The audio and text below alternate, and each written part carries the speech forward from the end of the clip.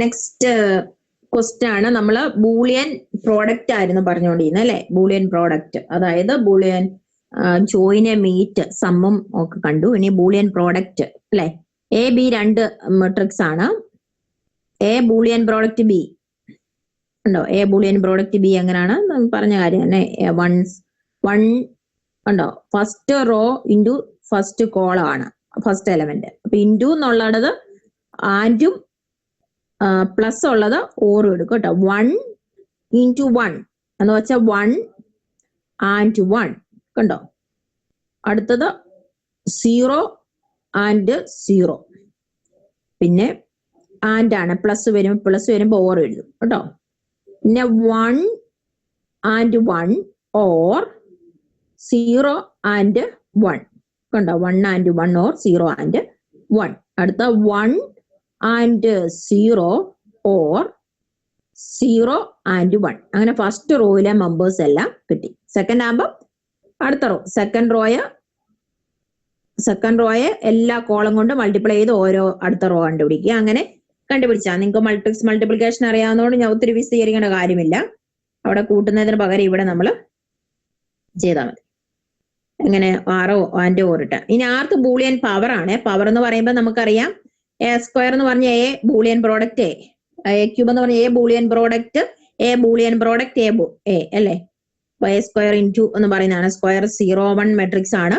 R position integers കാണാം. Let r be the positive integers. Then rth boolean power a of എന്ന് പറയുമ്പോൾ A raise to R എന്ന് നമ്മൾ denote ചെയ്യും.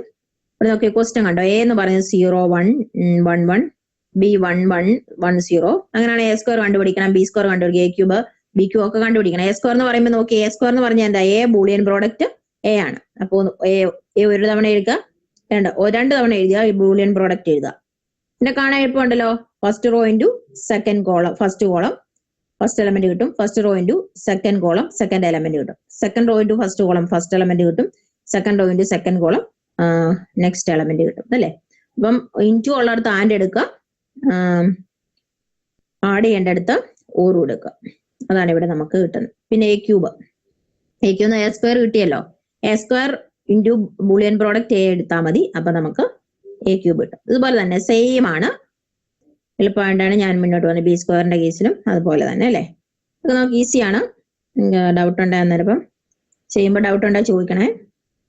പിന്നെ ഹോംവർക്കാണ്. ഇതെല്ലാം വളരെ സിമ്പിൾ ആണ്. ഹോംവർക്ക് തന്നിട്ടുണ്ട്. പിന്നെ അതുകൊണ്ട് ഇത് എല്ലാം ഓർക്കാനുള്ള എളുപ്പം MR ഇന്റർസെക്ഷൻ R2 എന്ന് പറയാം. MR meet MR2, MR composition R2 കണ്ടുപിടിക്കാൻ പറഞ്ഞാൽ നിങ്ങൾക്ക് MR ബൂളിയൻ പ്രോഡക്റ്റ് MR കണ്ടുപിടിച്ചാൽ MR1 ബൂളിയൻ പ്രോഡക്റ്റ് MR2 കണ്ടുപിടിച്ചാൽ മതി. അതേപോലെ ഹോംവർക്ക് ഇട്ടിട്ടുണ്ട്, നിങ്ങൾ അത് കൃത്യമായിട്ട് ചെയ്തോണം കേട്ടോ. ഹോംവർക്കും ക്ലാസ് വർക്കും ചെയ്ത് തന്നെ ഞാൻ ഒത്തിരി പ്രോബ്ലം ഞാനിങ്ങനെ കൂടുതലായിട്ട് ചെയ്യിച്ചിട്ടുണ്ട് നിങ്ങൾക്ക് ചെയ്യാനുള്ള എളുപ്പത്തിന് വേണ്ടിയാണ് കേട്ടോ. MR1 എല്ലാം തന്നിട്ട് ഇത് ഹോംവർക്കാണ്, ഒത്തിരി ഉണ്ട്. നിങ്ങൾ ചെയ്ത് നോക്കിയാൽ ഏറ്റവും എഴുതിയായിട്ട് കിട്ടും. എന്തുമാത്രം ചെയ്ത് പഠിക്കുന്നോ അതനുസരിച്ച് ഇത് എളുപ്പമായിരിക്കും. പിന്നെ നമ്മുടെ റെപ്രസെന്റിങ് റിലേഷൻ യൂസിങ് ഡയഗ്രാഫ്. നമ്മൾക്കിനി റിലേഷനെ ഗ്രാഫ് കൊണ്ട് എങ്ങനെ റെപ്രസെന്റ് ചെയ്യാന്നാണ് കേട്ടോ. Drawing the director graph is another way of picturing the relation from the finite set A to itself. First we represent each element of the set by the point called vertices or node, and then draw the arrows called edge അല്ലെങ്കിൽ arc എന്ന് വിളിക്കും. From each element x to each element y whenever x is related to y. This digraph is called a director graph or digraph representing the relation. Director ഗ്രാഫിലെ diagraph represent the relation എന്ന് പറയുന്നതാണ് നമ്മൾ പഠിക്കാൻ പോകുന്നത്. അപ്പൊ director ഗ്രാഫിനകത്ത് നമ്മൾ റിലേഷനകത്ത് ഒരു 10 member ഉണ്ട്, 10 ഓർഡേഡ് പേർ ഉണ്ട്, 10 ഡോട്ട് ഇടണം. എന്നിട്ട് തമ്മിൽ ആരെങ്കിലും ബന്ധം ഉണ്ടെങ്കിൽ നമ്മൾ ഒരു സ്ട്രെയിറ്റ് ലൈൻ കൊണ്ട് യോജിപ്പിച്ച് ആരോടാ ബന്ധം ഒരു ആരോ മാർക്ക് കൊടുക്കും കേട്ടോ. അപ്പൊ ഇവിടെ നോഡ്സ് അല്ലെ വെർട്ടീസസ് എന്നാണ് ഈ ഡോട്ടിന് പറയുന്നത്. എഡ്ജിന് വരയ്ക്കുന്ന സ്ട്രെയിറ്റ് ലൈന് പറയുന്ന എഡ്ജ് അല്ലെങ്കിൽ ആർക്ക് എന്ന് നമ്മൾ പറയും. ആർക്ക് എന്ന് പറയാൻ കാരണം ആരോ മാർക്ക് കൂടി ഇടുന്നതുകൊണ്ടാണ്. A vertex a is called initial vertex കേട്ടോ, തുടക്കം. A vertex of an edge A ordered pair AB, and the vertex B is called terminal. AB എന്ന് പറയുന്ന എഡ്ജ് എടുക്കുവാണെങ്കിൽ A ഇനീഷ്യൽ വെർട്ടെക്സും B ടെർമിനൽ വെർട്ടെക്സും. A എന്ന് പറഞ്ഞാൽ ലൂപ്പ് എന്ന് പറയും കേട്ടോ. ആ എഡ്ജ് ഫ്രം എയിൽ നിന്ന് എയിലോട്ട് തന്നെയാണ് എഡ്ജ് എങ്കിൽ അതിനെ നമ്മൾ ലൂപ്പ് എന്നാണ് പറയുന്നത്. ഓർത്തണം കേട്ടോ. ലൂപ്പ് അതൊക്കെ ഡിഫൈൻ ചെയ്യാൻ ചിലപ്പോൾ ചോദിക്കും നിങ്ങൾക്ക്. സെക്കൻഡ് സെമ്മില് അത് വിശദമായിട്ട് പഠിക്കാനും ഉണ്ട്. അപ്പൊ നോക്കിയേ, താഴെ പറയുവാണ് ദ ഡയറക്ടർ ഗ്രാഫ്, ഈ പറഞ്ഞിരിക്കുന്ന റിലേഷനെ ഗ്രാഫ് ആയിട്ട് വരയ്ക്കാനാ പറഞ്ഞേക്കുന്നത് കേട്ടോ. അപ്പൊ നമുക്ക് എന്താണുള്ള, എ ഉണ്ട്, ഡൊമൈനകത്ത് ആരൊക്കെ ഉണ്ടെന്ന് നോക്കി, സെറ്റിനകത്ത് ഏതോടെ എ ബി സി ഡി ഉണ്ടല്ലേ. ആദ്യം നിങ്ങൾ ചെയ്യേണ്ട എ ബി സി ഇഷ്ടമുള്ള എവിടെ വേണേലും വരയ്ക്കാം കേട്ടോ. ഇതേപോലെ തന്നെ പടം കിട്ടണമെന്ന് ഒരു നിർബന്ധവും ഇല്ല. നിങ്ങൾക്ക് ഇഷ്ടമുള്ളിടത്ത് എ ബി സി ഡി ആ ഓർഡറിലും കൊടുത്താൽ മതി. ഇവിടെ എ കൊടുത്തു, ഞാൻ കൊടുക്കുന്ന പോലെ വേണമെന്നൊന്നും ഇല്ല കേട്ടോ. എ ബി സി ഡി കൊടുത്തു. നമുക്ക് എ ബി റിലേഷനകത്ത് ഉണ്ടോ എന്ന് നോക്കാം. എ ബി ഉണ്ടെങ്കിൽ എയും ബിയും കണക്ട് ചെയ്യുക. എ ബി എന്ന് പറഞ്ഞ ഓർഡർ പെയർ ഉണ്ടെങ്കിൽ എയും ബിയും തമ്മിൽ കണക്ട് ചെയ്യുക, വരയ്ക്കുക, ഒരു ആരോ മാർക്ക് കൊടുക്കുക. പിന്നെ എ ഡി ഉണ്ടോ? എ ഡി ഉണ്ടെങ്കിൽ എ ഡി ഉണ്ടോ? ഉണ്ട്. എ ഡിയെ തമ്മിൽ കണക്ട് ചെയ്യുക, ഒരു ആരോ മാർക്ക് കൊടുക്കുക. പിന്നെ ബി ബി, ബിയിൽ നിന്ന് ബിയിലോട്ട് തന്നെ, അതാണ് ലൂപ്പ് കേട്ടോ. ബിയിൽ തുടങ്ങി ബിയിൽ അവസാനിച്ചു, അത് ലൂപ്പ്. ബി ഡി, ബിയിൽ നിന്ന് ഡിയിലോട്ടുണ്ടോ? ബിയിൽ നിന്ന് ഡിയിലോട്ടുണ്ട് ഒരു വര, ഡിയിൽ നിന്ന് ബിയിലോട്ടും ഉണ്ടല്ലേ, അതുകൊണ്ടാണ് രണ്ട് ആരോ മാർക്ക് അങ്ങോട്ടും ഇങ്ങോട്ടും കൊടുത്തേക്കുന്നത് കേട്ടോ. ഇങ്ങനെ നമുക്ക് ഗ്രാഫ് വരയ്ക്കാനായിട്ട് പറ്റും. ഗ്രാഫിനെ റെപ്രസെന്റ് ചെയ്യാനായിട്ട് കമ്പ്യൂട്ടറിൽ നമുക്ക് ഗ്രാഫ് റിലേഷനെ ഗ്രാഫിക്കലി റെപ്രസെന്റ് ചെയ്യാനായിട്ട് പറ്റും. ഇതേപോലെ തന്നിട്ട്, ഞാൻ ഹോംവർക്ക് ഇഷ്ടംപോലെ ചെയ്തിട്ടുണ്ട്, തന്നിട്ടുണ്ട്, എന്തിനാണ് ചെയ്ത് പഠിക്കാൻ വേണ്ടി. പിന്നെ ഇതുപോലെ ഗ്രാഫ് തന്നിട്ട് നമുക്ക് റിലേഷൻ എഴുതാൻ വരും. അപ്പൊ നിങ്ങൾക്ക് എഴുതാമല്ലോ. എങ്ങനെയാണ്? ഇവിടെ നോക്കിക്കേ, ഏത് റിലേഷൻ ആയിരിക്കും ഇത്? ഒന്നാമത്തെ relation a b set of all ordered pair a b ഉണ്ട്. പിന്നെ ബി എ ഉണ്ടോ? ഇല്ല. ബിയിൽ നിന്ന് എയിലോട്ട് ആരോ മാർക്ക് ഇല്ലല്ലോ.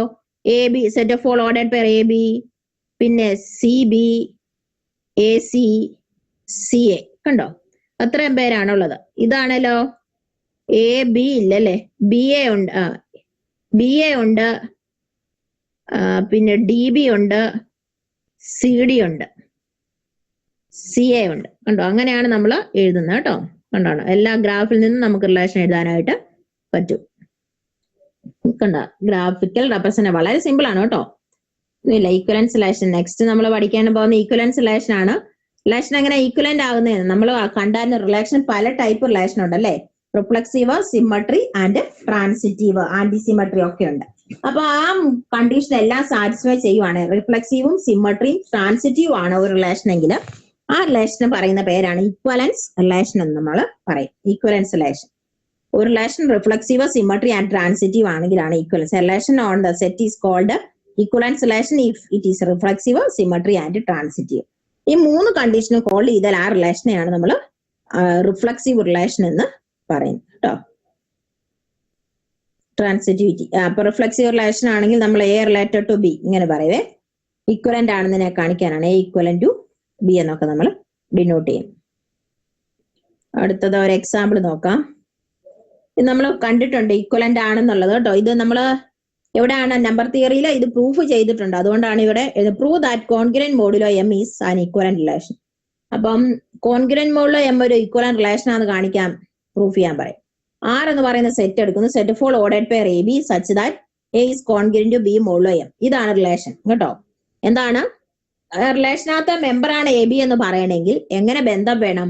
A is congruent to b modulo m എന്ന് പറയുന്ന ബന്ധമുള്ള എല്ലാവരും എങ്ങനെ ഈ ആറിനകത്ത് കാണും. എന്ന് വെച്ചാല് എയെ എന്താണ്? എയെ എം കൊണ്ട് ഡിവൈഡ് ചെയ്യുമ്പോൾ റിമൈൻഡർ ബി കിട്ടും അല്ലെ.